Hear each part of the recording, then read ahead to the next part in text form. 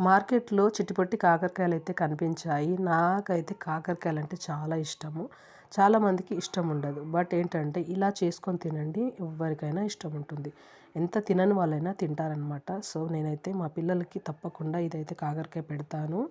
So, మీరు కూడా మీ పిల్లలకి పెట్టండి. ఎందుకంటే వారానికి ఒకసారైనా ఈ కాకరకాయ తినాలని చెప్తారు. సో, తప్పకుండా మీరు కూడా ట్రై చేయండి.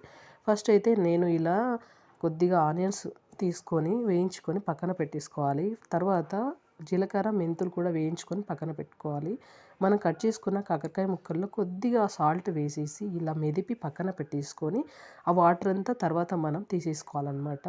అండ్ నెక్స్ట్ ఈలోపు మనం ఒక గిన్నె అయితే పెట్టుకొని అందులో కొద్దిగా ఆయిల్ వేసి అది వేడెక్కిన తర్వాత కొద్దిగా జీలకర్ర యాడ్ చేసుకొని తర్వాత మనం ముందుగా కడిగి పెట్టుకున్న కాకరకాయ ముక్కలు ఉంటాయి కదా, వాటర్ అంతా తీసేసి చేదనేది వెళ్ళిపోతుంది అనమాట. సో, అలా చేదంతా వెళ్ళిపోయిన తర్వాత ఆ కాకరకాయ ముక్కలు ఇందులో వేసుకొని దోరగా వేయించుకోవాలి.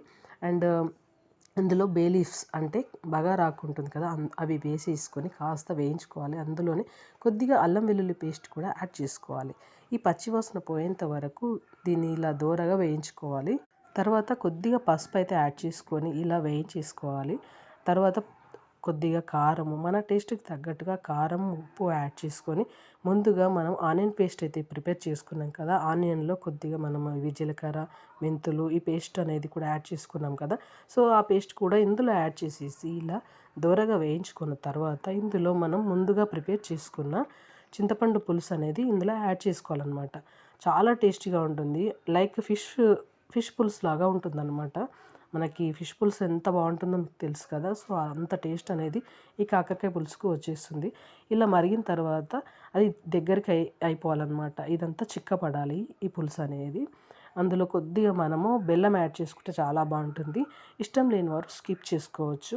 అండ్ నెక్స్ట్ వచ్చేసి చాలా టేస్ట్గా ఉంటుందండి. మీరు ఇది ఒక్కసారి ట్రై చేసి చూడండి, మళ్ళీ మళ్ళీ చేసుకొని తింటారనమాట. ఇంకా ఈ రెసిపీ అనేది నేను ఒక బౌల్లోకి సర్వ్ చేసుకుంటున్నాను. ఇది అనేది వేడి వేడిగా మనము వేడన్నంలో సర్వ్ చేసుకుంటే చాలా బాగుంటుంది. సో, మీరు ట్రై చేయండి.